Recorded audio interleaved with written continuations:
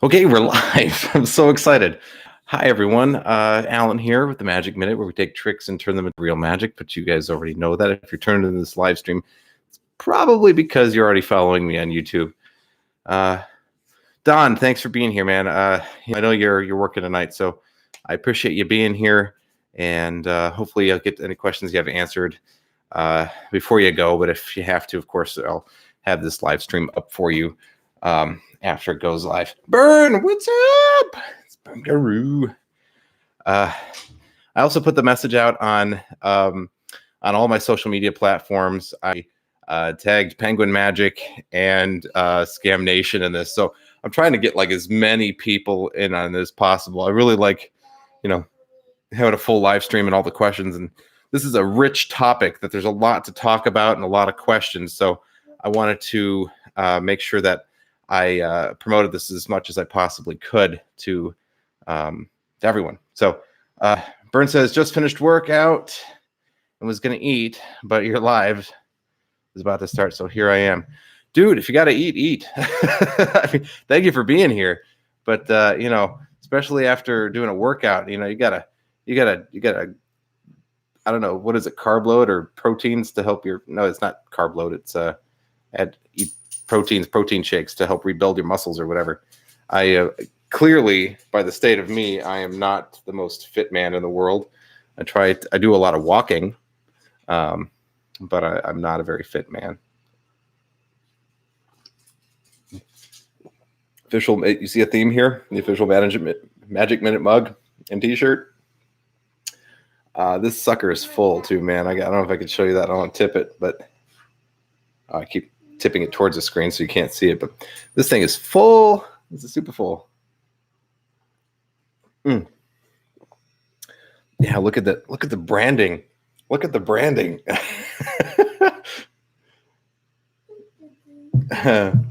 Man, a magic cup, like if I had a cup that would just automatically fill with fresh hot coffee whenever I wanted to, I would be a very happy person. I see what you're saying. Not an actual magic cup, like a cup. Yeah, that might be kind of neat, actually. I might do something like that. If you guys can hear some noise in the background, my son is up and out of bed when he should have been in bed about 2 hours ago, but he is just having a restless day. And, I can't, it's like pulling my hair out. Yep, had hair before the live stream. Yeah, but he should be going to bed soon. I'm super excited to be with you guys today. What do I want to talk about? I want to talk about restaurant magic. I have planned a video series for this, and I'm going to go into a lot of detail and everything. But, a good place for me to get some ideas about the questions you guys have is to, ask you directly. And I could do polls and that kind of stuff, but that's long-winded, and it doesn't really cover every single question you could possibly have. I have to guess the questions you're going to have. So I thought a live stream would be a good way to figure out what you guys want to know. I'll give you the answers as best as I know them, and then I can come back and do a more polished video series on it. I know that there's a lot of you who are interested in trying to make a living with magic or kind of get your toes wet and, into the world of professional magic and stuff. So I thought, well, heck, this will be a really good, valuable thing for all of us to do here as a community. Burn Guru says, that's awesome. Congrats on your Patreon, by the way. Thank you. Yeah, it's I put it up there. I was a little worried about it, a little I don't know, is everybody gonna be cool with this? And it turns out that they are cool with it, and I actually have gained some patrons as a result. So I'm very happy about that. It's really cool right now, helping me fund software for keyword research, and that's what I'm doing. My goal is to get up to $300 a month, and that way I can start doing some heavyweight investing back into the channel. Right now, it's helping me though pay for different subscription services and stuff I have for like something called TubeBuddy, which allows me to do keyword research and SEO to help me optimize my videos so YouTube picks them up and shows them to more people. That's all this is about, is just trying to get the word out to as many people as possible. I mean, I think that, what I'm doing here, I think the feedback I'm getting is that it's valuable and it's stuff that you guys want to see and hear. So it makes sense to try to broadcast that message as wide as possible. I'm not getting rich off of it. I'm not making an income from it. Any money I make from that right now is all going right back into the channel. Any sales I do on Teespring or for my t-shirts, or this one's actually not a Teespring t-shirt. I don't want to misrepresent this one. My mother actually made for me as a gift, but you've seen the Teespring one on the channel before. Any money I'm making for the channel right now is just going right back into the channel. So I'm not like trying to like just line my pocketbooks or something like that, or, you know, pockets right now. It's all about just, you know, amplifying the message as much as I can. I've got a couple comments here. Let me go ahead and read these out loud here. It says, Burn Guru says, I've been working on double lifts and pinky counts, but they are hard to accomplish. Yes, they are. Pinky counts especially. You know, I have to be honest, I don't even use pinky counts that much. There are like a few instances where in a very relaxed situation, I might use one to like get ready for a double lift or something. But I found other ways that I like that are perfectly fine. And I just try not to deal with pinky counts or thumb counts, honestly. Let's see. Don says, people join up. It's worth it. Hey, Don, thank you. Don is as a patron, and he's at the $10 level, I believe. And so he gets some extra little special goodies and benefits. And I am very grateful for your patronage, Don. Thank you. And thank you for the kind words. Don says, the best way to get your foot in the door at a restaurant, smooth over the wait staff or go straight to the manager. Hey, okay, so let's get right into it. Thank you, Don, for the question. And if you hear the sniffles, excuse me. You go straight to the manager. This goes for in any business. If you're a salesman or salesperson, you need to go straight to the decision maker, always, because they're the only ones that have the ability to tell you yes or no. Anybody else that you're talking to is a waste of time.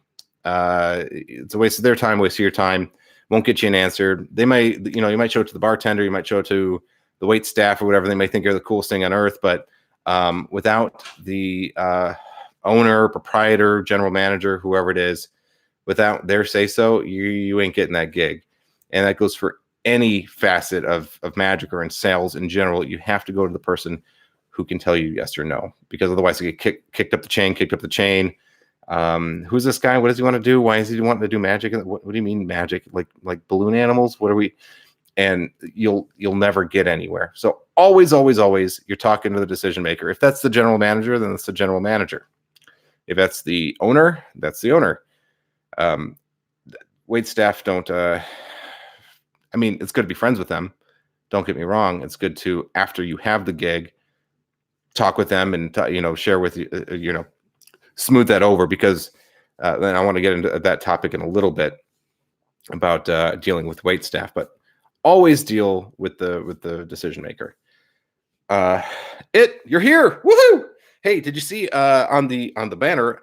I want to tell you guys, if you're joining me now, or if you haven't seen this channel before, thank you for being here. I appreciate you coming to check me out.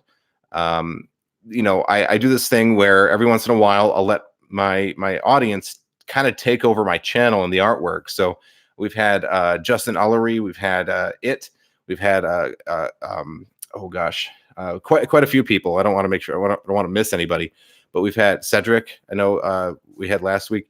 We have people who will create banner art for the channel, or my icon, or Justin submitted the intro that I'm going to be doing for next week's video. I'm going to be doing it using his intro to introduce that episode that week. So it's something I do every once in a while. If you have some kind of graphic design background or anything, you want your artwork out there, you want to show it off. And I like to acknowledge my fans here who go the extra step, go the extra mile, and really put something forth. And I want to be able to show it off and show off their creativity. So it submitted the one for this week. And so if you look at my channel banner, that's him. He made that for me. And it will fly until Thursday. It's going to stay up for a week, and then we'll switch it back out, or maybe somebody else will create one, or we'll go back to the original. So I got some stuff here. Don, how do you convince them that you are bringing value to the restaurant? That's a good question. So let me take a sip of my coffee, and then I'll tell you. Man, that's good coffee too. That's Donut Shop coffee. Dunkin' Donuts, Donut Shop coffee. Delicious. So, what kind of value can you bring as a magician in a restaurant?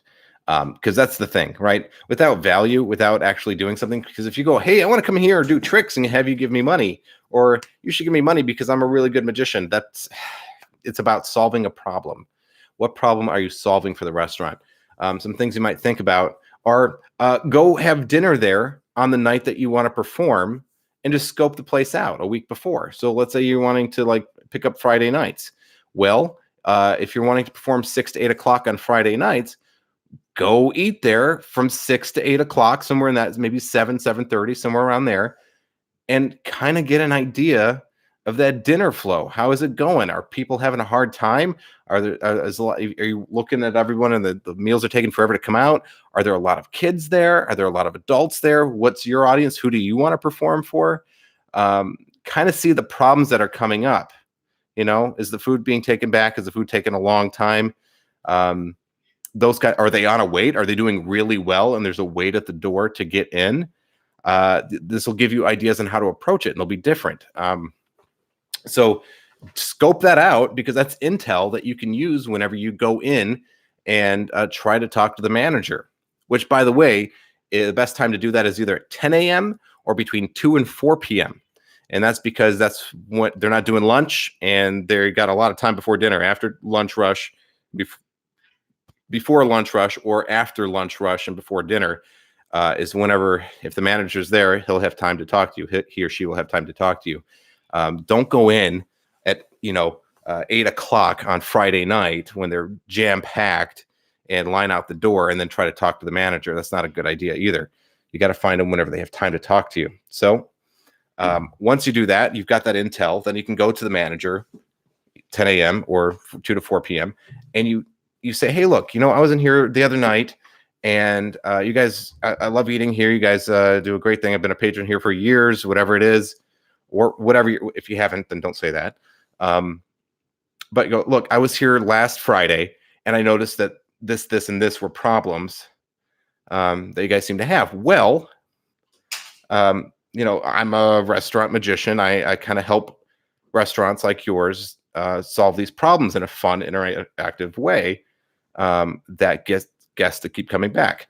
The main problems that you can solve for a restaurant are you can smooth things out. Okay, that's one of the big things. So if they're really slow, then you can go, hey, look, you know what? I was here Friday. You guys really don't have probably don't have the amount of foot traffic that you want here. Well, what I'd propose is I solve these kind of problems for other restaurants. And have you considered doing something like a kids eat free night? Make sure they don't already have one. The more intel you have, the better. You don't want to open your mouth and insert your foot. So you want to make sure that you know what's going on with the restaurant already. And go, maybe if you thought about doing like a kids eat free night, right? And then you could bring some entertainment for the families. I provide entertainment services. It would be a way to get people in the door and want to stay, and whatever. So that way you can. And then, hey, look, maybe it's a situation where now you want people to stick around and order that dessert or order extra drinks. Well, if they want to see me and haven't had a chance to get to them yet, well, then they're going to stick around and get that dessert in hopes of seeing me, right? Or whatever it is. It could also be you're also helping out servers. Let's say servers are really, really busy and they're always in the weeds and always having to comp meals. Well, you can save the restaurant money by preventing less comps, which means the restaurant writing off the food and giving it away for free. And you can do that because, if people are really bored and waiting for their food forever and it's taking forever to come out of the kitchen, if you can go run interference, you have your friends with the servers and they say, hey, look, I'm in the weeds right now. I really need you to go help me with that table. You go, got it. And you run over to that table and you go, hey guys, I'm the house magician. I'd love to, blah, blah, blah, blah, blah. And then you show them some magic, it takes 5-10 minutes, whatever. You're getting them to actively forget about how much time it's taking for the food to come out of the kitchen.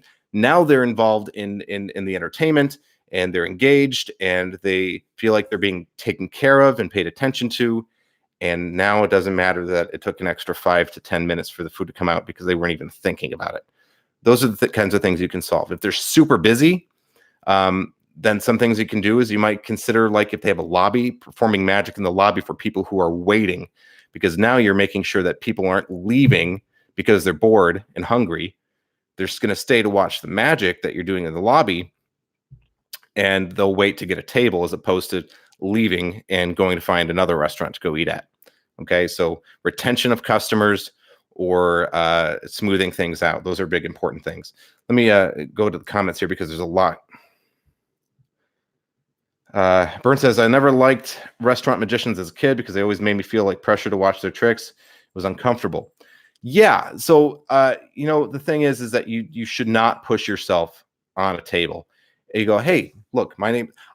And there are other people who disagree with me on the approach to this, but for me, go, hi, my name's Alan. I'm the restaurant magician. I'm the house magician.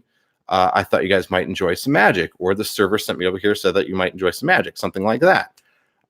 You could also do it where the server, before you even get to the table, whenever they're seating the people, they say, hey, look, the house magician is in tonight.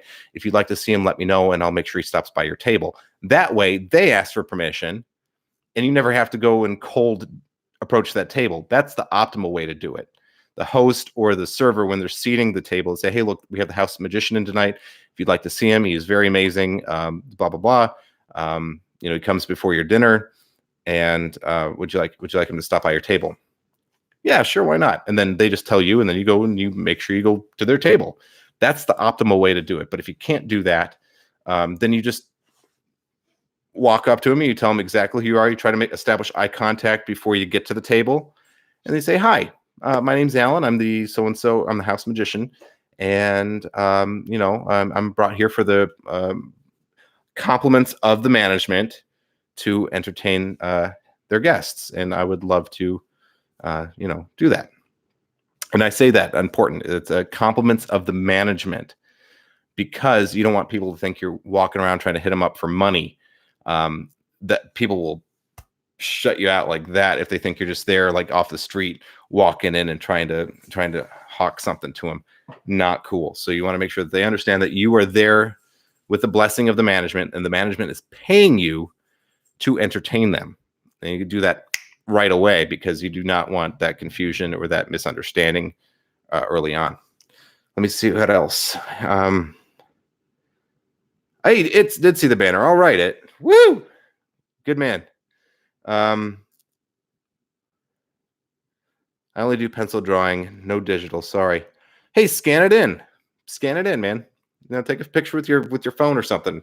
I'd love to see what you got. If you want to do it, if you don't, then no pressure. But I'd love to see what kind of a pencil drawing you do. I dabble in pencil drawing. I'm not very good, but I like drawing like superheroes and stuff. It's kind of my nerd thing. Brad Newman says, what type of restaurant are we talking about? Or is it a broad topic? It's the topic in general, like getting started in restaurants and then how to handle all the stuff that happens in a restaurant. It's a very broad topic. So any questions you have about restaurant magic, it will fall under the umbrella of this live stream.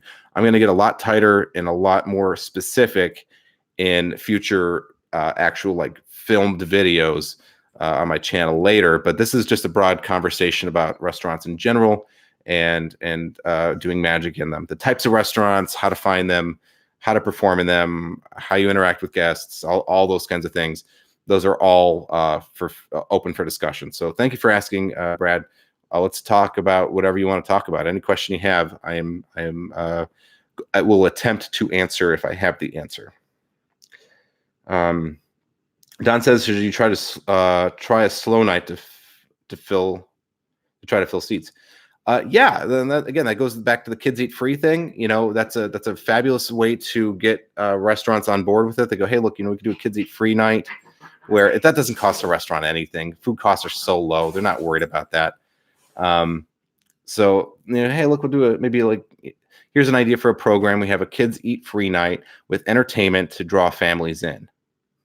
Boom. You're the entertainment. I just so happen to be the entertainment. I'm a, whatever, magician, sleight of hand magician, walk table to table and entertain them, that kind of thing. And then they're going to probably give you some pushback and say, I don't know about that, or I'm not sure. Or if they start asking what's called buying questions, like, well, how much would this cost? Well, then you're gold, man. That's where you keep going. Those are called buying questions. They start asking things about, like, assuming that you were there. What would they have to provide to have you be there? Those are good questions you want to hear. But you might get some pushback, and that's fine. And you just say, hey, look, you know what? It's not a big deal. I'll tell you what. How about next whatever night, right? When's a slow night for you? Or when's a busy night for you guys? You never want to come in on a slow night if you're doing a trial night. You say, what's a busy night for you guys? What time? 6 to 8, Friday nights? Great. I'll tell you what. Next week, totally free. I'll come in. I'll perform for an hour and just let you see what it looks like. You're going to be here? Great. I'll just come in. I'll do an hour for free, show you what it looks like. You can kind of see how your guests react, and then we can talk about it from there. And push that free night, right? It doesn't cost them anything, and it gives them an example. You can talk hypothetical all you want, but if you go, look, I believe in my product. I'm willing to show it to you. I know that you're going to love it. You're going to want to buy it. I'll give you a free night, right? That's a lot easier to do, because then that's no commitment, right? They can go. Be prepared for them to say, no, we don't like it. But in my experience, if you can get into that free night, you pretty much gold. So you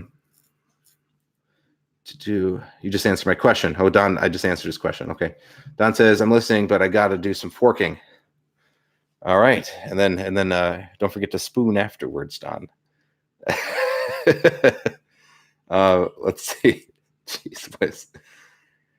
Don says, chain magic or a chain restaurant or locally owned. Chain restaurant will never hire you. Never deal with a chain restaurant. They have no way to hire you.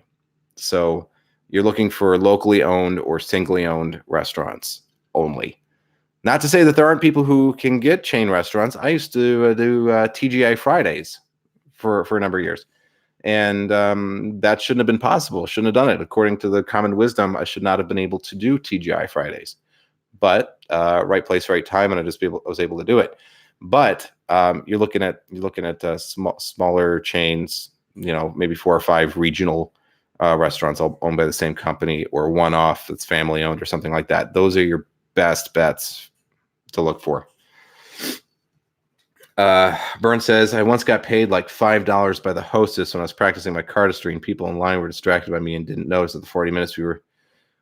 Yeah. Byrne has just highlighted the power of what I'm talking about. People are easily distracted. If they weren't, we wouldn't have a job, y'all fellas. So, that's fabulous. That's exactly it. There's so much power in it. It's such a beautiful marriage between the two types. Excuse me for a second, gents. I've got to blow my nose. I'm going to put this on mute. I'm going to probably disappear off screen, but I will be back in 3 seconds. Okay.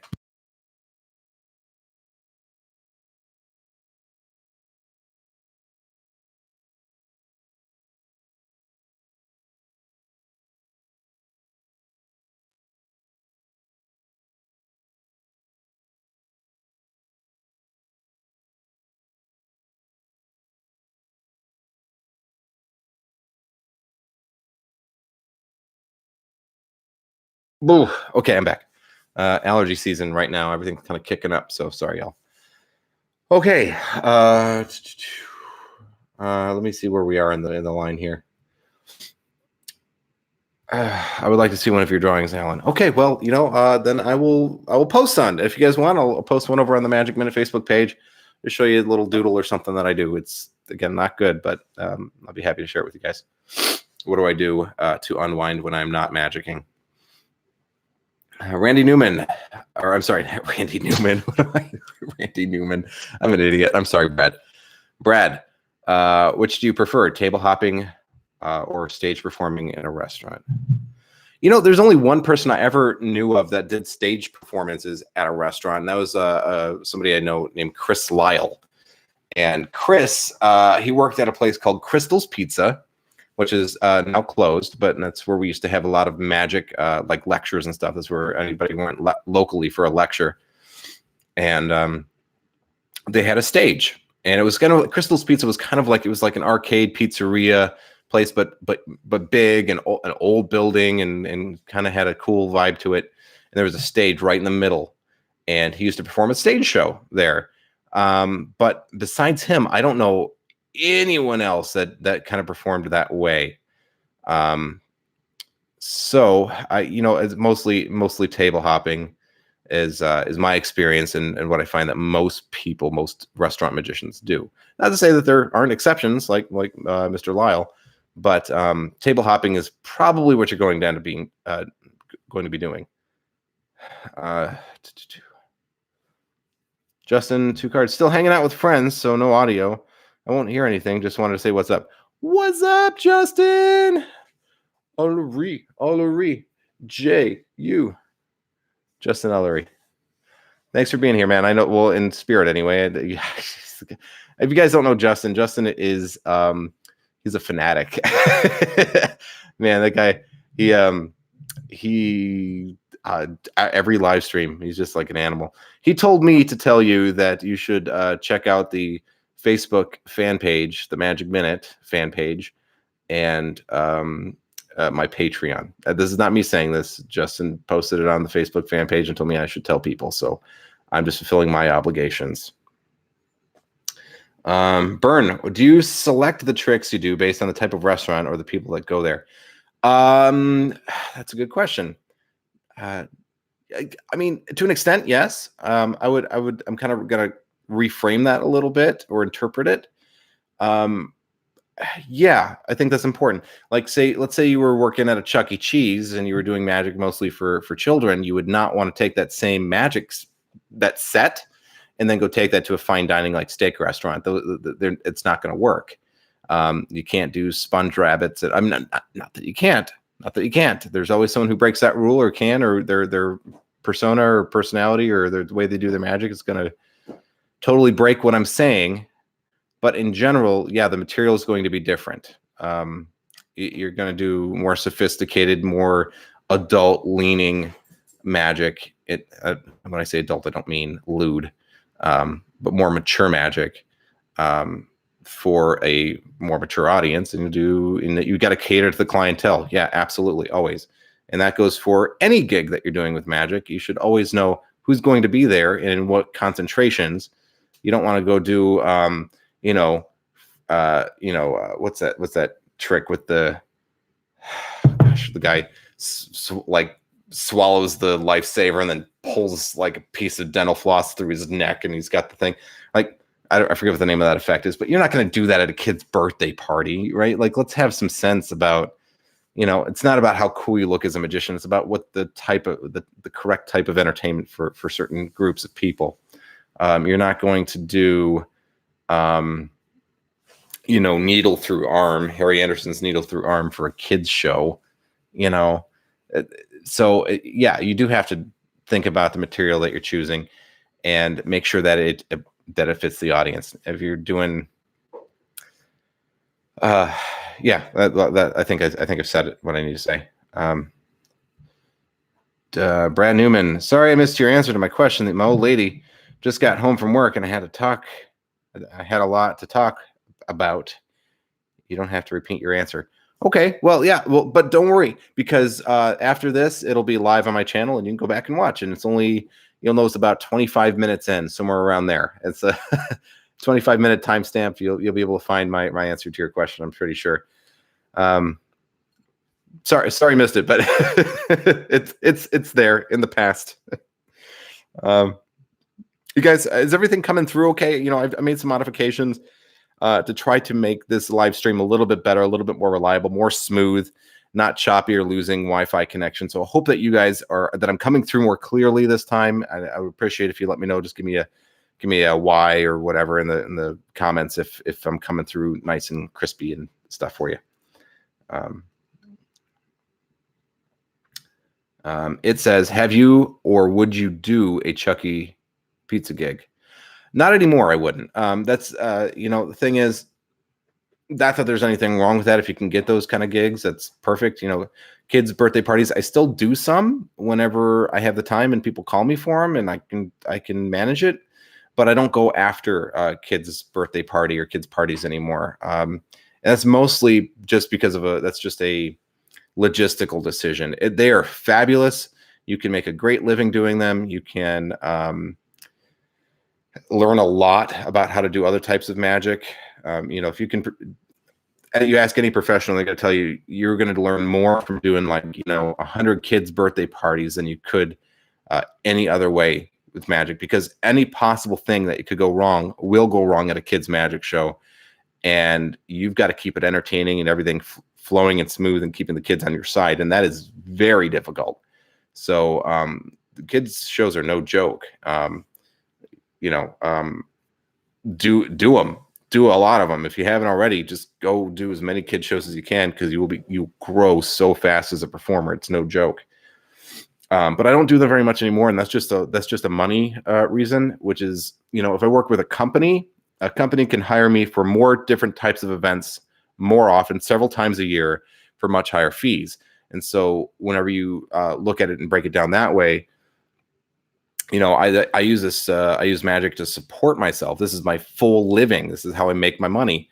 And if I'm not, if I'm not finding where the money is and going after it, then I would not be doing what I need to be doing to take care of my family. So I work very hard to do as many corporate events or larger functions as possible.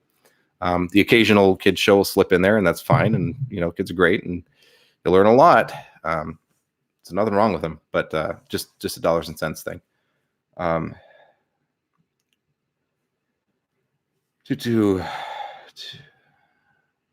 Justin says, "Hey, great job on that banner." Yes, it is. It was a very good job. Byrne says, "I asked because it crossed my mind doing something with flash paper, for example, to be done on TGI Fridays or a fancy place. So just wondering, but yes, I get what you're saying." I would recommend that. This is not something I thought would come up in this stream, but this is why I'm glad. I'm very glad that you asked that, and that we're having this live stream. I would try to stay away from pyrotechnics at all costs, and at all. And I know that sucks, because flash paper is so cool, and Jay Sankey's got his quarter burning through half the deck trick. I can't remember the name of it offhand. A lot of napkin rose stuff, all kinds of really beautiful magic that's done with flash paper. But honestly, you do not want that liability. I have $1 million insurance policy for my magic business. And guess what? Even at $1 million and the amount of the premium I pay a year, it does not cover pyrotechnics. And that's because there's too much that can go wrong, and you do not want the liability. God forbid you catch somebody's hair on fire. They're wearing too much perfume, or they have hairspray in their hair. You catch them on fire, or it misses, hits the carpet, lights a carpet on fire or a drape, and you burn down the restaurant. You do not want that on you. Just stay away from flash paper and fire magic in those kind of situations. Not a good idea. I know it sucks, and I don't want to say that, and I don't want to be like, the Debbie Downer here, but it's not worth the trouble that it could bring on you. So I would stay away from that. From a professional's perspective, that's just my whatever.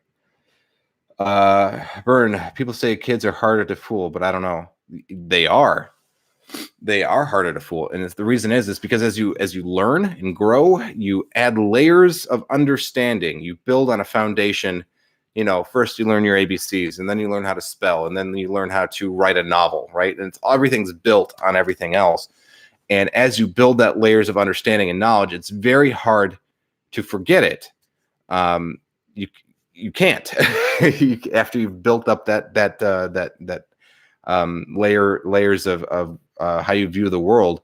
That's why it's so difficult for people to change their opinions on things. Everything that came before it, every foundational thing before it, has all led them to the conclusions that they have. So that works with magic as well. People have certain ideas and expectations about how the world is supposed to work. The natural world behaves in a certain way, and they begin to trust it because, well, if they didn't, then they would have no foundation for what they call reality. Children don't have that at all. They have none of that. And so they see through all of this, all of your lies, all of your deceptions, and they like a laser beam. They will catch you out every time. So for me, I think it's more important to be funny at a kid's show. And yeah, you can do some magic that's like super bulletproof, or that's, with kids in mind, and you're designing a program with kids in mind. But I think it's more important to be funny and do a lot of gags and that kind of stuff at a magic show for kids than it is to do really intense sleight of hand magic or complicated magic. I hope that answers your thing. Got the sniffles again. Let's see here. Ben Benson says, hi. Hi, Ben. Thanks for being here, brother. All right. Kids want to see everything you're doing. Yep. Tend to be more grabby. Yeah, kids are grabby too. Yeah, that's true. And, if you guys watch the Diamond Jim interview that I did, adults can be grabby as well. And Diamond Jim talks about that. People, they just grab stuff. What's weird is that people just feel like, for some reason, and you have to forgive them, because people will always be like this forever, and there's nothing you can do about it. And you will run into, even if you solve the problem that one time, it'll happen again, and it'll happen again, and it'll happen again for the length of your career or your hobby. People will grab stuff out of your hands. They'll be borderline rude, and they don't know that they are being rude. Maybe they're not being rude, and you just are perceiving it as rude. Yeah, there's just a certain level of comfort and a dissolving of the barriers between people whenever you're a magician. And that's kind of a good thing too. And yeah, it makes people maybe feel like overly comfortable with doing certain things that you're not okay with. But it also means that you are breaking down, that same rule applies to you breaking down barriers with people and communicating with them in a deeper, more rich and engaging level than just some person they meet on the street. You are building a deep emotional connection with them. And so I think people start to feel comfortable enough, like you're a friend of theirs, and they can do that, and that it's okay. And you're like, whoa, no, this is a formal kind of conversation we're having right now. I'm not your friend. The way you're behaving around me is not commiserate with my feelings towards the situation. And I think that's where that feeling of people being rude comes from. But you just have to embrace it and understand how other people are viewing their relationship with you, and be warm and gracious with them. LOL, like that woman you were doing the card trick for, the handkerchief card trick. Remember, she was about to look behind your hand. You see, it's talking about my episode on Scam Nation with the card through handkerchief. Yeah. See how I handled that? As I just whoop. I'm like, I'm not giving you anything. I'm watching you. I know what you want to do, and I'm gonna beat you to it. Being a magician is being a great study of people.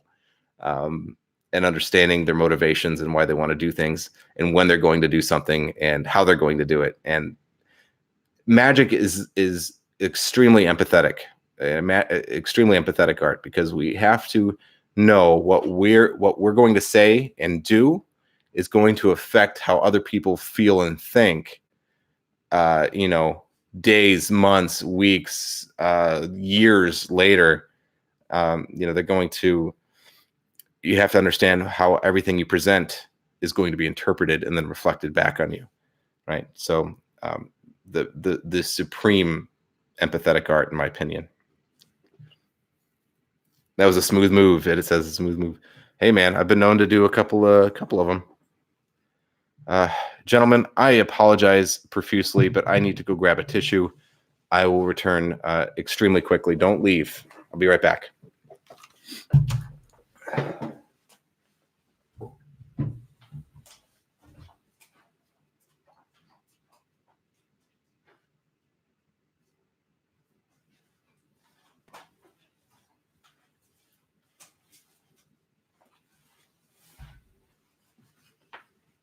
Still here.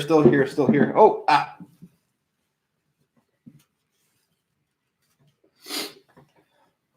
Still here. Okay. Thank you for your patience. Oh, fabulous. Just a leaky nose. Sorry about that. So I promised Minnie that I would do my Chocolate Rain song, because she likes that I do the Chocolate Rain thing. So Chocolate rain. Some stay dry and others feel the pain. Chocolate rain. I move my mouth away from the mic when I breathe in. Chocolate rain. There you go, Minnie. That's for you. Oh, I haven't done that in a while. I'm getting known for my catchphrases.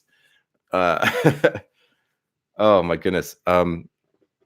So yeah, I want to answer your questions about restaurant magic in general. It's like, oh my goodness. Hey guys, man, I've got the sniffles like you wouldn't believe. I'm so sorry. Here. Unless you want to see me wipe my nose. I don't think you do. Nor do I want memes of me wiping my nose to show up on the internet forever. Can you imagine just the meme? I don't know what this would be. Be there, be square, you know. Chocolate rain. Vanilla snow. At least as long as I'm not, you know, I'm not yellow snow. We're all right. Don't eat the yellow snow. So I feel like his mic is muted again. Is my mic muted again? Don't do that to me, Justin. Come on. Is it really? Is it? Somebody tell me. Is my mic muted? Is it muted?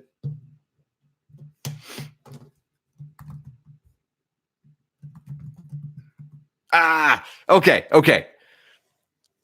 I'm getting cranked over here by Justin. Okay.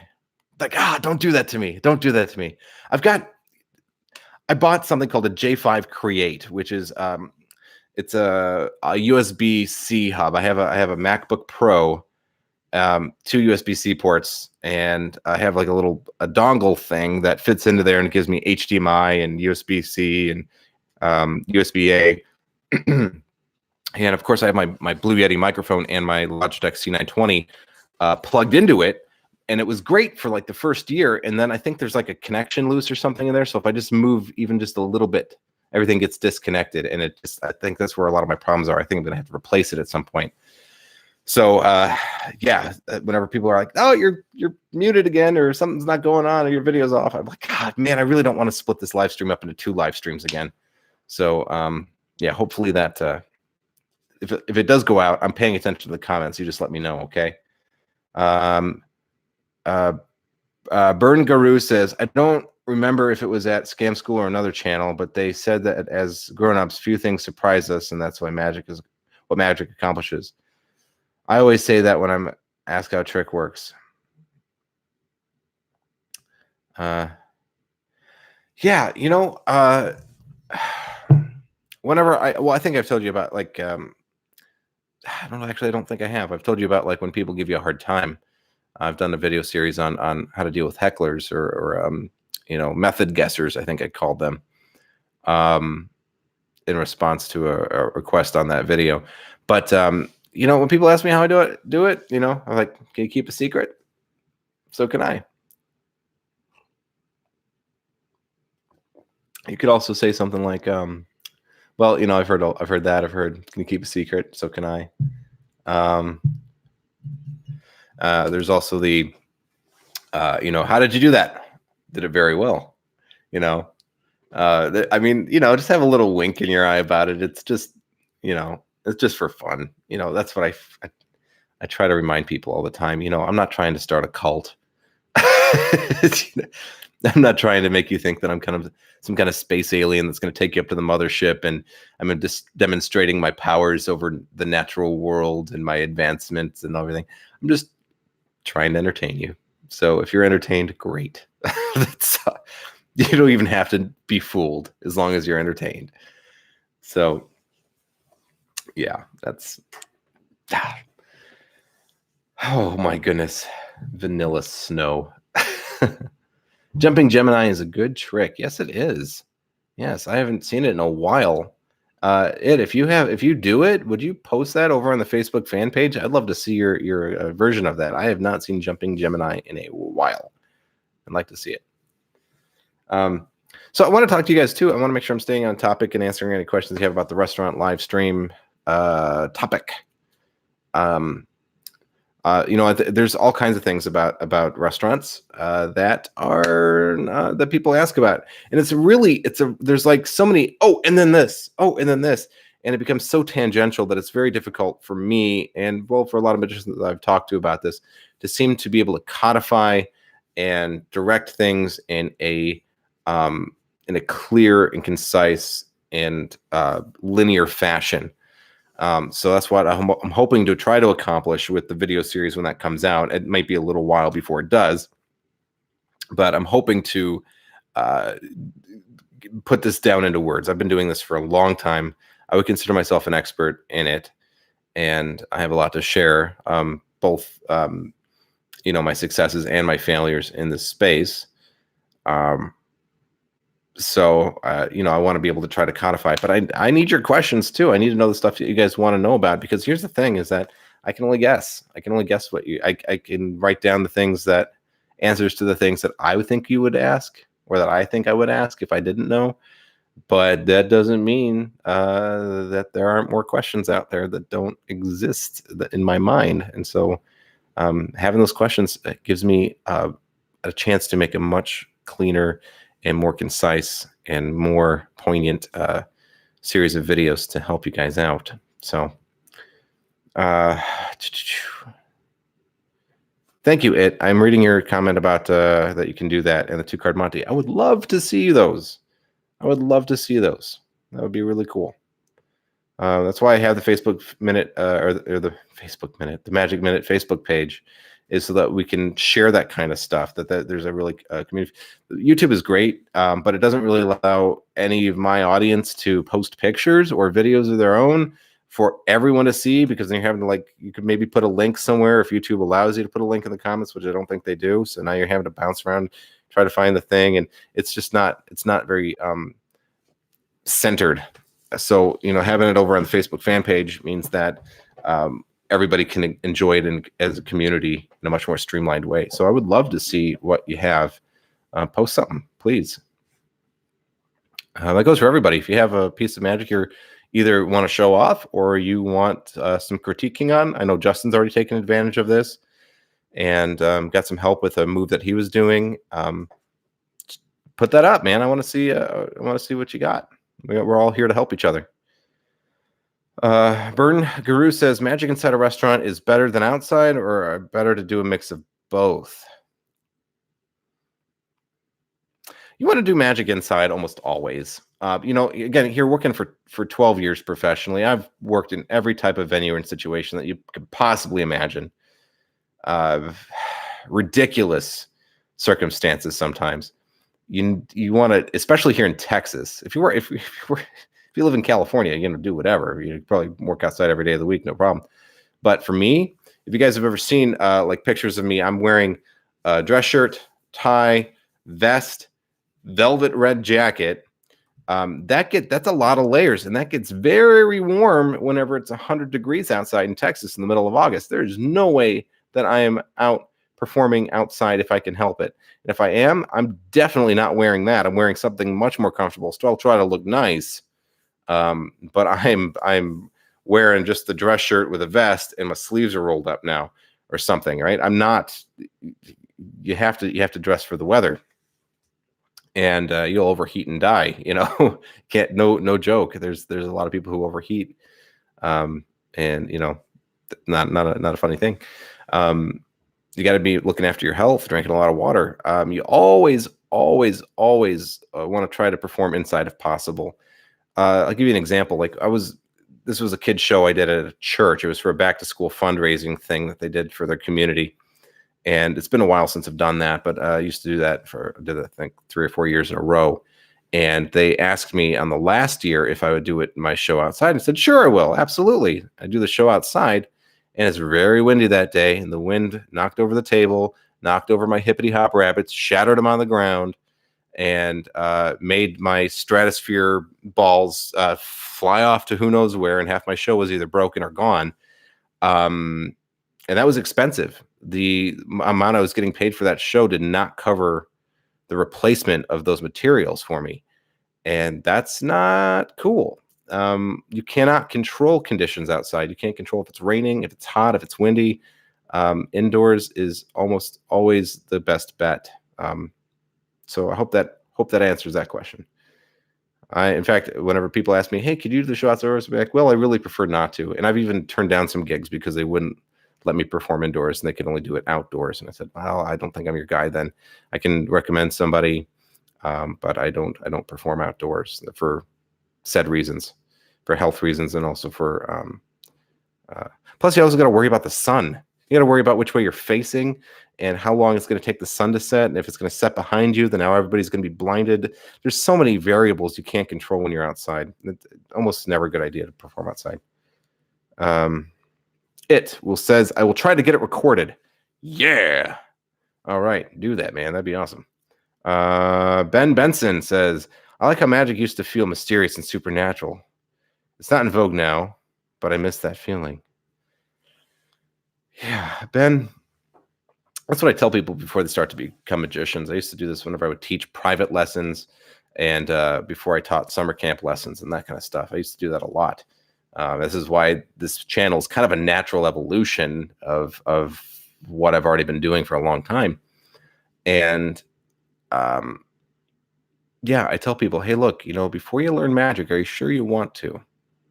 Yeah, it'd be cool. It'll be magic. It's like, hey, as soon as you know the secret, how the secret works, you will lose the ability to be amazed anytime you see magic almost ever again. You sure? You sure you want that? Because now there's you're standing on a precipice right now. Because if you decide to take that jump, then you have two options. You can either learn how magic is done and have that veil removed and just see how all the magic is done. But now that's your state forever unless you put the work in to climb back up and then out the other side to become a magician. And at that point, you can take joy now in giving that wonder and that sense of amazement to other people. And that's where I derive my joy, is from giving that feeling to other people. There are no altruistic acts. You're not doing it purely for other people's enjoyment, of course, because if you get enjoyment out of it too, you can argue that it's not truly altruistic because you're also deriving pleasure from it. But yeah, that's the only way to ever enjoy magic again. If you just know how everything is done, that's the worst place to be. If you can, oh yeah, I know how he does that. Can you do it? No. Well, okay, then you're just a know-it-all, right? Now, if you can do it and give somebody a wonderful feeling, well then, okay, right? Then you can get a special feeling out of that. And I've done work with a couple of charitable organizations, the Birthday Party Project and Make-A-Wish, and programs like that where they're doing wonderful things for kids and families. And being able to see that to be able to give that gift to somebody like that and see how much it means to them is really special. It's not just about, hey, I'm going to do a card trick and fool you and everything. It's like, no. You in some cases you are changing people's lives or giving them a extremely valuable gift, and you have to remember that that's what you're doing with this, and to remove your ego from it as much as possible and make it about other people, right? And that's how you derive pleasure and joy and a feeling of a meaning and completeness out of magic. Ben Benson says, you never do my suggestions anyway. What do you mean I never do your suggestions? What suggestion do you have?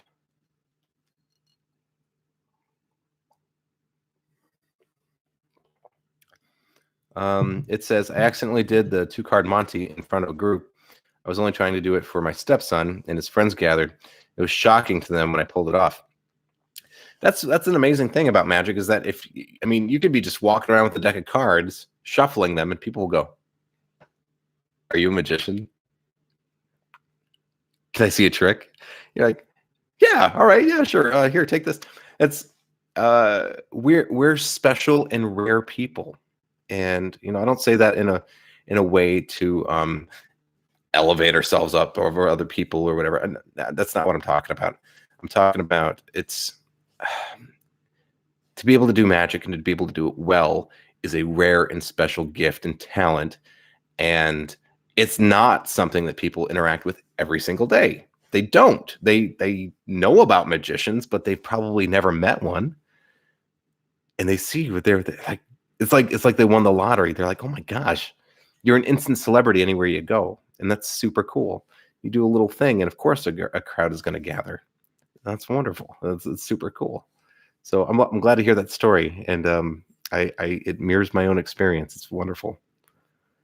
Ben says, you did the card throw on Scam Nation outside. Yeah, I did. I did all of that magic outside. And that's because I was wearing a t-shirt and I wasn't paid to be there. And the bar, the inside of that bar is like a dungeon, and there's no light. And so we had to shoot on the rooftop to get natural lighting. And at that point, it was just like, well, where are we going to be able to get good footage? And that was the roof. So all those reasons. It says, like the Matrix, you take the red pill or you take the blue pill. Yeah, that's exactly it. You take the red pill or you take the blue pill. You stay in Wonderland and you see how deep the rabbit hole goes. That was my Morpheus impression, my Lawrence Fishburne impression. Or I could do Cowboy Curtis. Howdy, Pee-wee. You said the magic word. That was weird, and that's on the internet forever now. I'm reading your comments, so excuse me while I look down here. Byrne says, if asked, should you give your opinion about any dish or suggest any dish?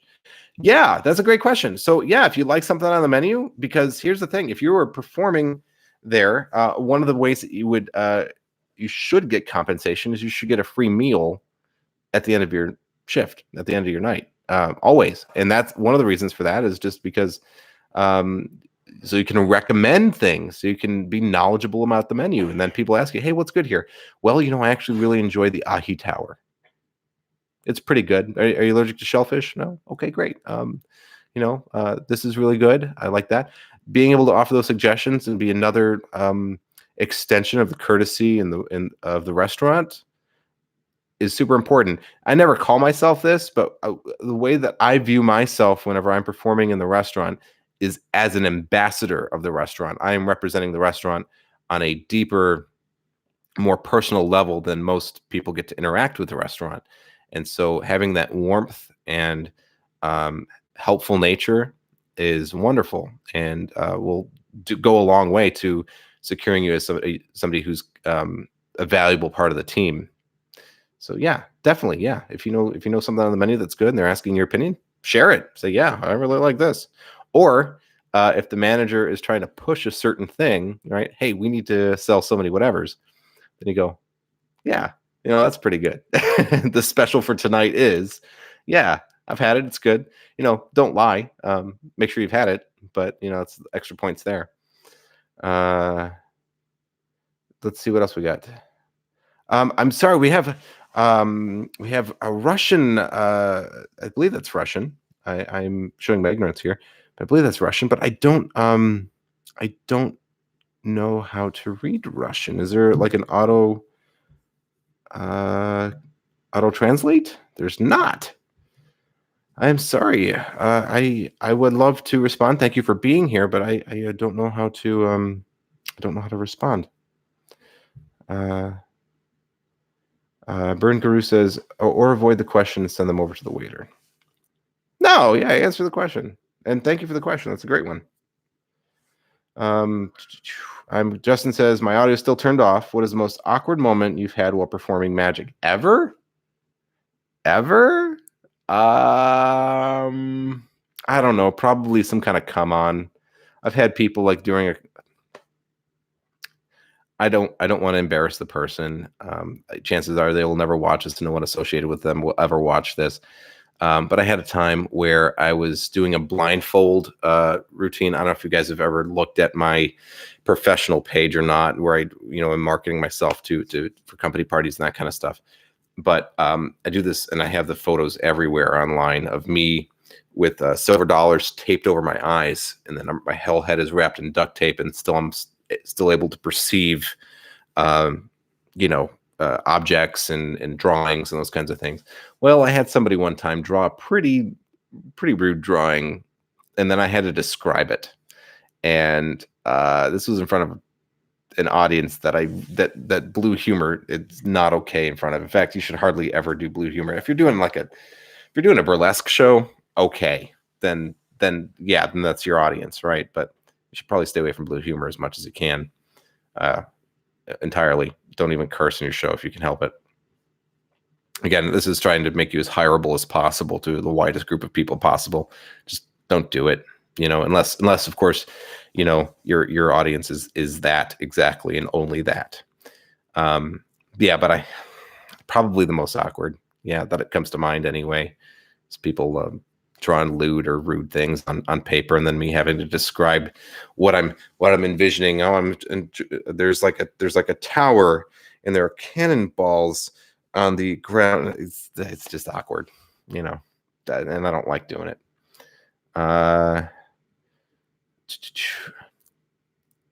And Justin, I'm sorry that's the answer that you had to get. You asked. It says, I don't think they know about Pee-wee and Fishburne being the cowboy in that show. Maybe, well, my demographic leans a bit older.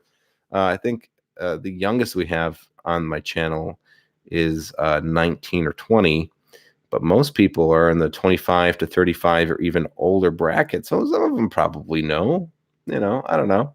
I'm only 32 myself. I know about it. I don't know.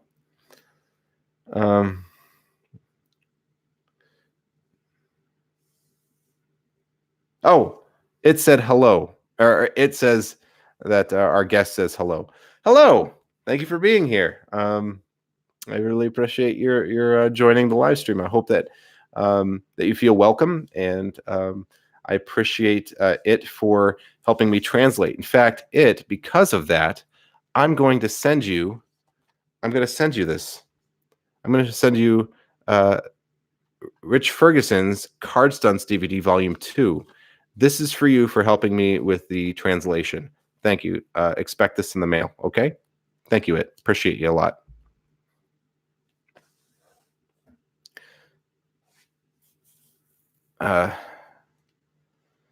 Ben says, hello, new dude. Hello. Wonderful. This is what I like to see. I like to see the community coming together and welcoming new guests. Thank you for being here, guys. So, am I answering your questions? Are you guys happy with the result of this live stream so far? I want to make sure that I'm addressing the things that that you want to know about. Of course, I'm going to do this video series. If you want the video series, I assume that it'll be a good thing to put out. I think I might put out also an ebook on this. It's something I have parts of an ebook written that I've been writing over the last 5 years on this topic and wanted to put out and haven't. And then went, well, I don't really have a platform or a distribution or whatever. And now that it's becoming true that I'm have a subscriber base and that people are paying attention, that this might be something to finally put out there and some people might get some value out of it. So, working on it. I told them that. Everyone said hello. Thank you, No, I appreciate you very much. Thank you for doing that. That was cool of you. Gentlemen and ladies, if you're here.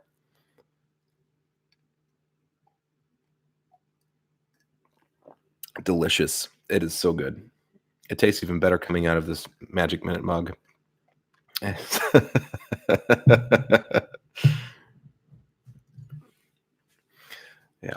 So I have, what do I have coming up? Oh, I want to tell you story time. Okay, story time. This week's video was the coin vanish, the really weird, different one. And I hope that you guys enjoyed that. I know some of you guys had already seen it or knew about the method or whatever. And I think I properly credited Slidini. I am about 98% sure that it's Slidini. But there's always a chance that I'm wrong, and somebody will correct me. And if I am wrong, I hope that they do, and then I will correct the video. but that was a replacement for a video I had planned and had shot already.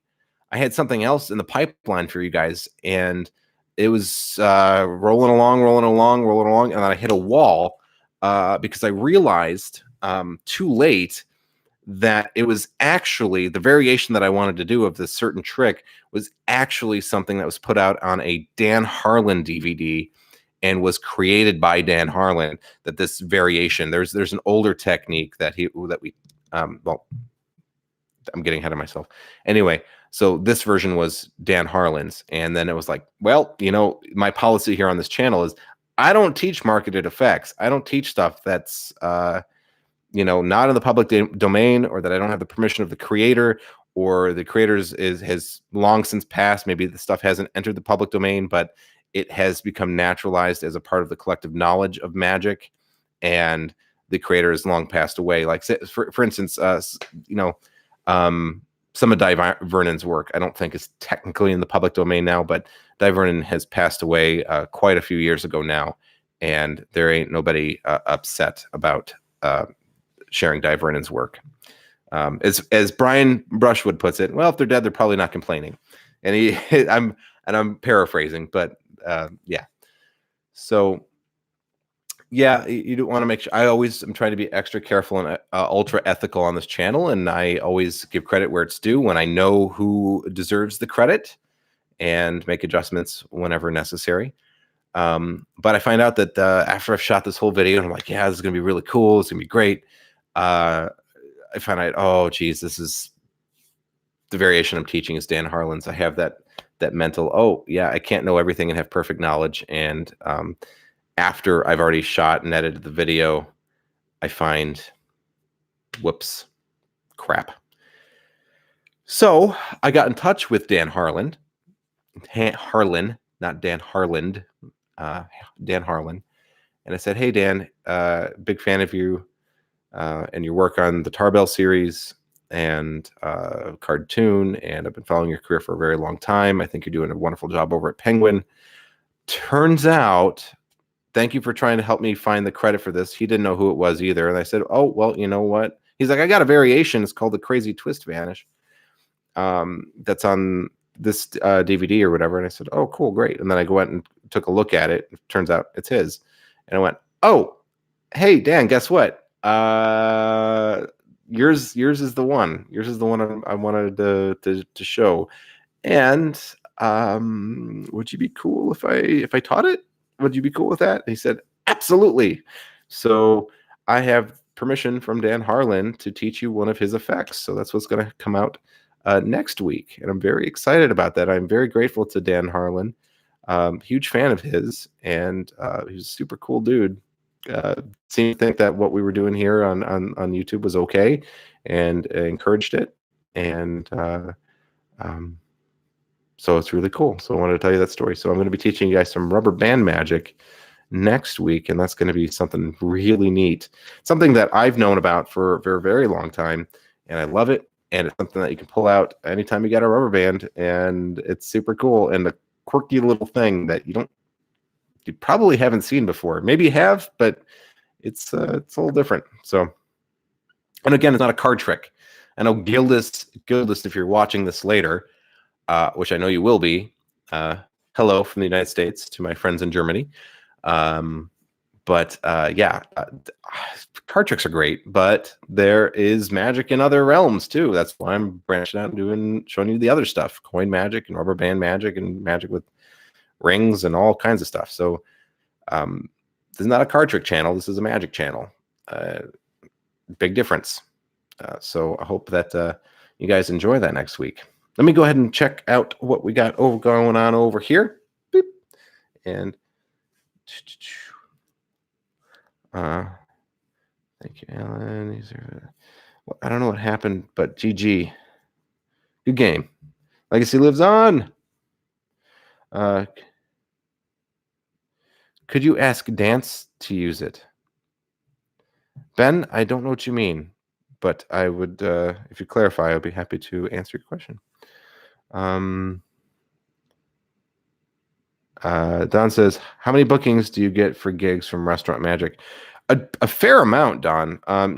It's actually a completely great way to start rolling your magic business along with little to no advertising costs. In fact, you actually get paid to market yourself when you're doing restaurant magic. That is the cool thing about it, is you provide a valuable service to the restaurant. You get you get a following in your local area, and then you can branch out and do private parties. And it's a great way to build celebrity and build your name and your recognition, and branch out into paid gigs. In fact, it's not so much anymore. Now I have other ways of accomplishing that by joining professional organizations that deal with meeting planners for companies and that kind of stuff. So I've kind of moved on beyond that. But restaurants are a fabulous place to start and get lots of work. So you should definitely be looking at that. Make sure you have some business cards ready, because people start asking you for them. So also here's a pro tip: leave a card at the host stand at wherever you're working, because they're likely going to be answering the phones at whatever restaurant you're performing at. And if someone calls and says, "Hey, do you guys have the number for that magician?" You don't want to lose that call. You don't want them going somewhere else. If they went through all the effort to try to find your contact information, like, where did I see them? Oh, I saw the magician at that sushi restaurant. Yeah.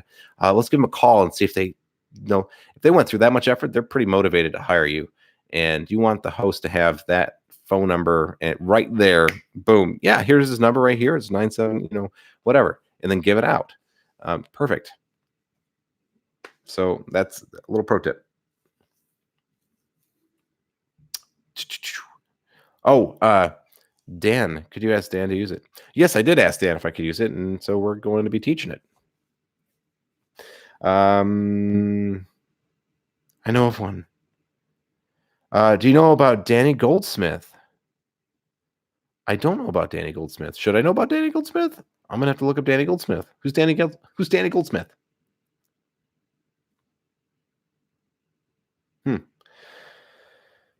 Is that wrist thing? No, it doesn't have anything to do with the wrist. You're talking about the one where it where you have it and then it vanishes in your fingers? Nope, that's not it. And it's also not the one where it transfers from one hand to another. It's not that either. It's something really different and kind of peculiar. It works well with another effect that I'll mention. You're just going to have to stay tuned. I'm going to keep you guys a little bit in the dark about this one. I like having my secrets and my surprises. So, it's not a jump in anything. It's just a weird one. It's really weird. It's kind of yeah. I don't think you've seen it before. The DVD came out 30 years ago, 25 years ago, something like that, a while ago, and it's not been popular or out for in recent times. So it's something that you have to know about to find. So I don't think anybody here has seen it. If I might be wrong, but it'd be cool. Danny is like the Jesus of coin tricks. Well, then I'm gonna have to look up Danny. Yeah, I need. I got so many cool things I want to show you guys. Still, I'm gonna go back to some of the advice videos too, and that's why I'm looking at the restaurant series, and I'm gonna be doing some more interviews. Because I'm not a tutorial channel. I do a lot of tutorials, and that's to, honestly, it's to bring in, to help, scratch that magic itch that people want to learn a new thing every week. But it's also to help me expand and grow my channel and get people kind of hooked. They go, oh, I'm looking up how to do a thing, and they're on YouTube and they go do, and then they find my channel and they go, oh, I'll click that one. That one looks good. Then they come in and they find out, yeah, okay, they learn how to do the effect, but then they also have all this other stuff on the channel that I talk about that would be interesting to them too. But you gotta have that little worm on the hook to get them to come in. And so that's what the tutorials are really designed to do, is to bring new people into the channel. So yeah, I don't know. Hopefully it's working. I think it's working.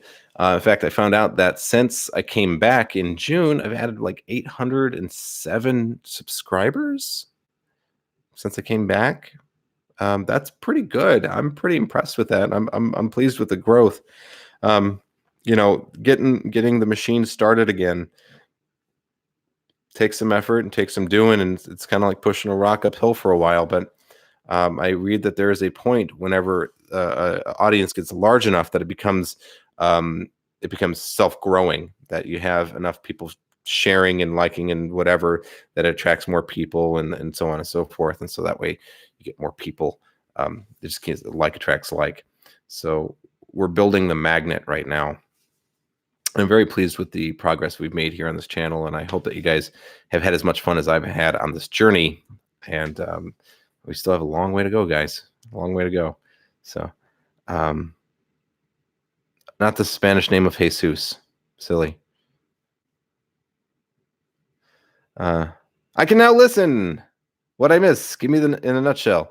So we talked about what it's like to dry shave a Yeti.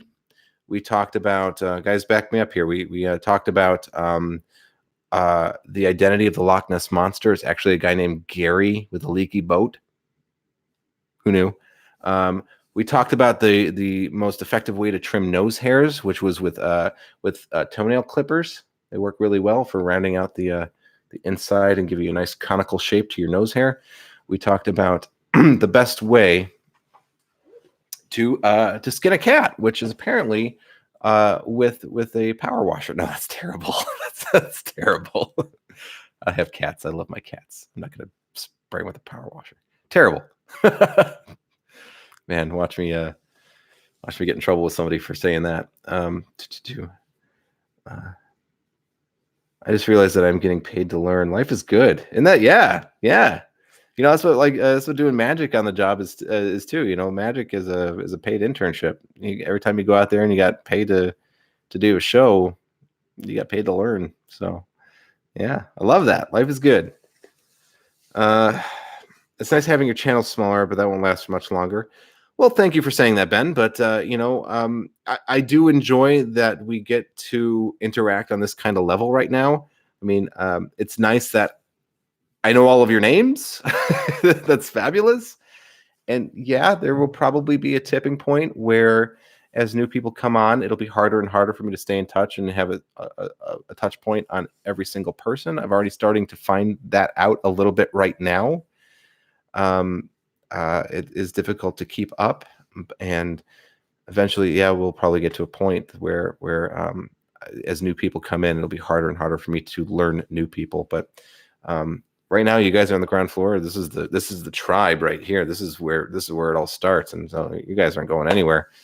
But yeah, that'll happen at some point. I imagine probably, if we're being optimistic, that it will grow to a size where, you know, I couldn't possibly have a touch point with every single person. And then again, that's part of the reason that I've started the Patreon infrastructure right now, is because there's a lot. If you haven't checked out Patreon yet, not as a promotion to try to get you to sign up or anything. If you want to, great, but not to talk about it in that way as me trying to sell you something. But if you go on there, you can see that there's just a bevy of posts. You get to see stuff about what it looks like on the morning that a work morning, whenever I'm the stuff that I'm doing, the little business tips that I give, little clips of me at live shows where you can see kind of the kind of venues that I perform in, behind the scenes, like the video for the coin trick that went out on Tuesday night, actually, to patrons, and then went up on Thursday. So you get early access to that kind of stuff. You get to see other projects that I'm working on. So if you're wanting to see or kind of dig deeper into the world here, that you know, you guys just see the tip of the iceberg. But if you want to see the other stuff that happens behind the scenes, Patreon is a really great tool for me to be able to do that. It gives me a chance to interact with the hardest core that want to see that stuff and do it in a more frequent way than I could do here on YouTube. So that aside, won't talk about it anymore. You know, again, not a commercial. It's not a commercial, but that's why I have that infrastructure there, is so that way I can still remain in contact with those who are, you know. Let's see.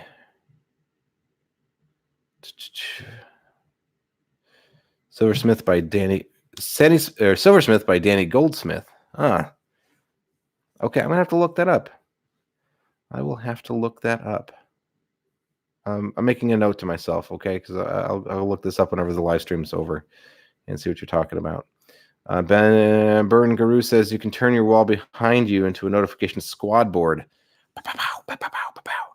Well, there's going to be some changes coming to the live stream too soon. I'm trying to wrap my head around OBS software because I want to add a little bit more graphical stuff on screen, some more useful stuff, so that way poor Justin doesn't have to keep posting, hey, go check out the Facebook fan page, and check out his Patreon and stuff, because Justin's great about that. But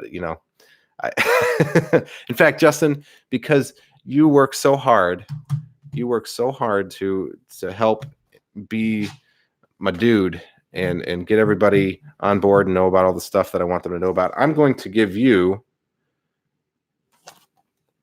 Disjointed by Joe Russell. This is a Paul Harris Presents DVD that shows you how to do a really cool version of the arm twisting illusion. So that's yours for all the hard work you do and how much you support the channel. So that's for you.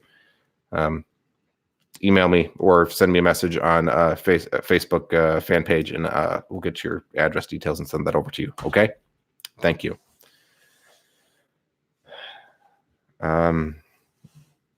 I'm ready to test out my new magic effect on spectators in the streets. Any words or wisdoms?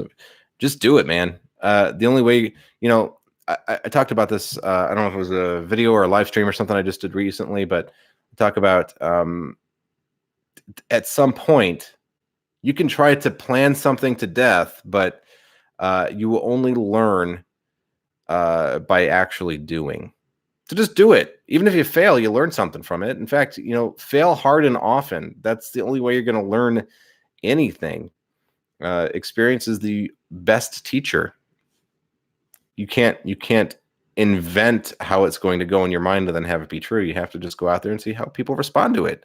You will find out that you did not think something through in the moment, and you have to be like, oh, I'm an idiot. I look like a dork. Oh, well, what's going to happen? Are you going to wake up with leprosy tomorrow? No, just go do it. Just go do it. Okay. Well, you know what? We'll do this, Justin. Okay, ready?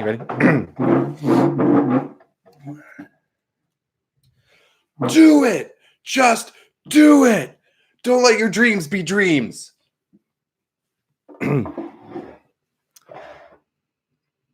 That's my words of encouragement for you. I'm okay. I got to catch up with all you guys' comments here too, because I got so many. Okay. I know. Bernie, you're a genius. I know. Thank you. I love you too. Join up. You'll guarantee you'll be glad you did. Thank you, Don. Thank you. I appreciate that. Shinlim did a live thing on YouTube the other day. There must have been like 50,000 people watching. Yeah, well, he won America's Got Talent. He is hot topic right now, and good for him. He has put so much hard work into what he's doing, and I celebrate all of his successes. Success for any magician is a success for all magicians. So we should all be wonderfully encouraging and happy for him, and I am. Don, thanks for putting my name in the credits. Yeah, man. Well, hey, you're part of what makes this channel happen. Don is he's putting money into this thing now.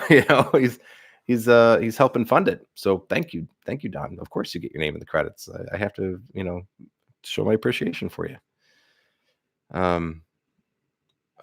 Once I get a job end of this year, next year I'll sign up for Patreon. I need the money for TAOM. I think that's how you actually emote that with your face and the XD. I'm hoping to go this year. I hope you do too, man. That'd be really cool. It's going to be in Fort Worth this year. If you guys don't know, TAOM, or Texas Association of Magicians, is a annual conference over Labor Day weekend in Texas, a different city every year. This year it's in Fort Worth. I am a headlining performer for the close-up show at the Fort Worth TAOM. I am intending to be hanging out there quite a bit. I think I'm going to stay a night too, and spend my days there just over the whole Labor Day weekend. Probably not Sunday, or maybe not Monday, but I'm going to be there Friday and Saturday for sure. I am going to be hanging out late night as many days as I can, as much as my older self will allow. And it's just going to be about interacting with people and getting lots of video and content for the channel and some other stuff. So even if you can't make it, I'll probably be doing a live stream, a rare live stream on an off of Friday, but I'll be doing that. I am looking at working with another magician. I don't know if you know her, but her name is Deanna Congo, a DC Magic girl. And she is performing at TAOM2 in the close-up show. She has a YouTube channel called DC Magic Girl, and she's awesome. And if you haven't checked her out yet, you should. But I've been talking with her about doing some kind of collaboration. She lives in another part of Texas, pretty far away. But we're going to both be in town for that. And it seems like a great time to do some kind of collaboration. So that's going to happen too, probably. If you haven't checked her out, go do it. Right after this live stream, go check out DC Magic Girl on YouTube. Let's see. Hey, you guys are going so fast, I can't even keep up with all your comments. I can't set up a chat bot for that. Poor Justin. Yeah, you can set up a chat bot, but what I think I'm going to do is I'm just going to do an OBS software thing where, on a timed thing, it just comes across with comment, like, subscribe, check out the thing with the graphics and the doo-doo-doo and the Patreon and the blah, blah, blah. And I think that's what's going to end up happening. I'll just do a nice OBS setup and have that all set up beautifully and graphically on screen.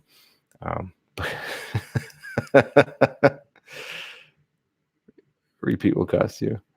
Oh my God. What else do you need, Justin? A high five. What color nail polish you got there, Ed? Is that pink? Is that it's like a fuchsia. It's like a fuchsia. I don't know. Man. Well, gentlemen and ladies, I think we are hitting the wall here with the length of my live stream. We're at 126:48 and about done for tonight. So before I go, do you guys have any last minute questions for me that I can answer? Oh, Ben, thank you. Ben, you know what? Thank you for reminding everyone to hit the like button. I really appreciate that. It does help out a lot with getting this pushed out to more people as well. So, Ben, I'm going to give you 40 ways to force a card. Or I'm sorry, 40 ways to force a card. This is yours now. Send me a message on Facebook, Magic Minute Facebook page, and then we'll get this over to you. Okay. So let's recap. Card stunts. This is yours. Message me. I think this was its. Please message me. This is Justin's disjointed. And Ben, that's for you. Okay. So you guys, please message me on the Facebook fan page, and I will make sure to get those over to you. Okay. I appreciate all that you guys are doing for the channel. Everybody, you are wonderful, and all the stuff that you do. If anyone here is on Reddit or any other social media platform and you can help share this, that would mean a lot. Just all my videos. I have a hard time just doing it all myself. But if you guys have a following or a platform or somewhere else and you can get this out to more magicians, that would be really great. I'd love that. Would certainly help out a lot. YouTube looks at where all the traffic's coming from and how much it's shared and all that. That goes a long way to help me reach a larger and larger audience and share, what this channel is all about, and help more people not only learn magic, but learn magic in a way that is backed with experience and not a hate for the spectator, which I find often happens on a lot of YouTube channels. There's almost a disdain for the audiences, and so hopefully, in a kinder, warmer, gentler way, with the experience to back it up. I think that it is something that more people would like. If you guys like it, there's got to be a whole bunch more that just haven't found it yet, and getting this out to help more people would be wonderful. I think there's don't want to say there's a problem with magic on the internet today, but there seems to be a lot of ego stroking that happens on a lot of channels. I won't say which or why I think that, but and there's a bit here too. Let's be honest. I get a kick out of coming on these things, but hopefully you understand the message that I'm trying to get out is one of really mentorship. Saying, hey guys, look, I've done it. I've been there. I lived it. Still living it. Pay my bills with it. I got a couple things to say about it. Here's what I think. So thank you guys. Let's see. You did, Ben. You earned a gift too. Justin said kissed. You should still have my email with all my info. I do it. Yes, thank you. I do. Bern, I just forced my family and friends to sub. I don't know if they ever watched your videos. Thanks. We want people that watch too. So, thank you for getting them all to sub. But if we can get people who, are as fanatic as you guys are, that's super cool too. So thank you very much, Bern. Justin says, I have never gotten anything from any kind of giveaway. This sire has made my year, at least until TAOM, if I can see you in real life. I got a kissy face. I know, right? Alan is the first person that has sent anything to me from YouTube. Yeah. Who doesn't like free stuff? I like free stuff. I signed up for, there's this guy named Sean Cannell who has Think Media. It's a YouTube channel that I watch a lot that helps with advice on growing a YouTube channel and checking, equipment and this kind of stuff, and does reviews on equipment stuff for YouTube. And I like Sean, and he just hit 1 million subscribers on his channel, and good for him. I'm really excited for him. He deserves it. And he's doing a giveaway to celebrate, and he's giving away like a Canon M6 Mark II, which you don't need to know what that is, but it's a really nice camera for YouTube and vlogging stuff and everything, and something I had my eye on for a while. He's giving that away, and he's giving away like a lighting set with sound and all these things. I'm like, yeah, it'd be really nice to have. So I signed up for his giveaway. I probably won't get it. There's 1 million other 999,999 other people who also want it. So chances are slim, but if I did, that'd be cool, and that would help me fast track some of the other upgrades I want to do. So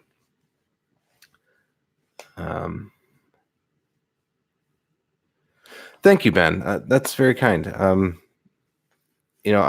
glad that you guys are getting something out of this. I mean, it's, I think the difference for me is whenever I think about this channel, I think about what I'm doing here and what we're doing together, is none of it makes any sense if it didn't resonate, if it wasn't something that people cared about and meant something to each of us, that there would be no sense there would be no reason to continue. But I think that there is something here. I think there's a special bond that we all share, and something wonderful that we're building together. And I believe in the future of this channel. I believe in getting there with you guys and being out on this journey. And I think that, I'm hope at least that you guys are enjoying what I'm doing and what we're building here. And I think you are, because you're still showing up. So thank you guys.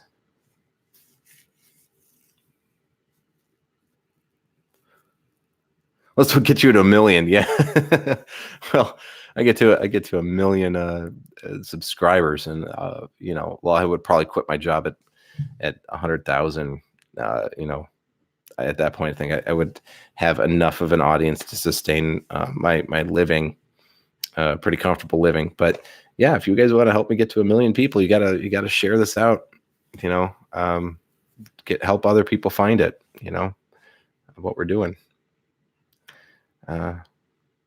Thank you. Yeah, that'd be cool. I'll start making 1 million emails. Justin says, do you have any gigs tomorrow, Alan? Yes, I do. Of course I do. It's Saturday. Yeah, I do. I have a show at a college campus tomorrow. Yeah, 2 hour walk around thing. I won't forget you guys. No. Don't forget me either. All right. Don't forget to keep me humble and honest, and remind me where all this starts. You know, I don't think I'll forget though. Gentlemen, with that, warm regards, peace and long life. May you live long and prosper. I look forward to seeing you guys. Well, this Thursday, and then of course this Friday when we do our next live stream. Looking forward to seeing you guys. Thank you for being here tonight. Thank you for believing in this channel and this community that we're building, and for all your wonderfulness.